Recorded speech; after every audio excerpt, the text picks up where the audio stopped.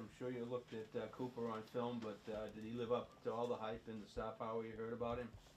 Yeah, I mean, probably first round draft pick, number one pick, long, talented, played good basketball. In the back. Coach, Jaden Hastings had an interesting game today. Got hurt earlier, came in and fouled out. Could definitely see that he was emotional coming out of the game, and you guys shared a little moment together.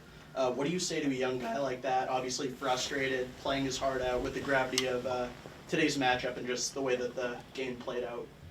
I mean, just to gather himself, and obviously he was playing with a lot of emotion, which he should at his size. But I told him he was just a little bit too emotional. And when your emotions get the best of you, you make bad decisions, and we don't need him doing that. Dan? Coach, Chad had 19 points, DJ Hand wound up with 12. Just that inside-out game between the two of them, how is that kind of working specifically early, and then, in the second half, where did that kind of start to stop? Yeah, I mean, it just we had a good game plan. We were executing that plan at a high level, and we got away from it a little bit. The game got choppy, again, a flagrant foul here or a technical foul.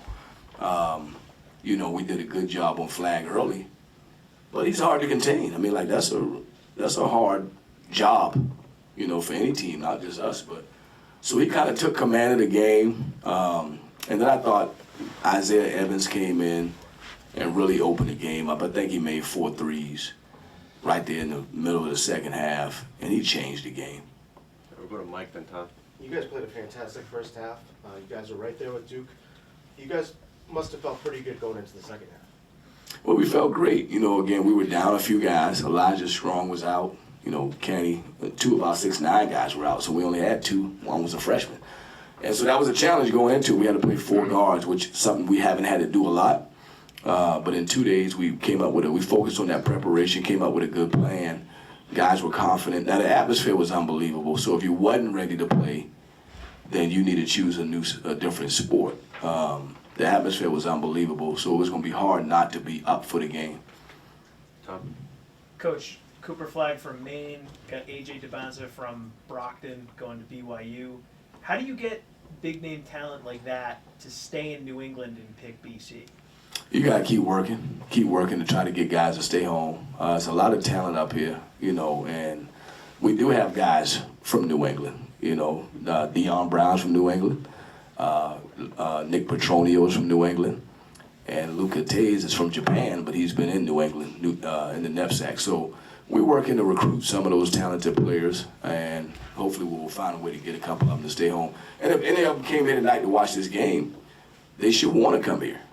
They should want to come here. This is a great place to be, playing at the highest level, getting one of the best educations you can get in the world.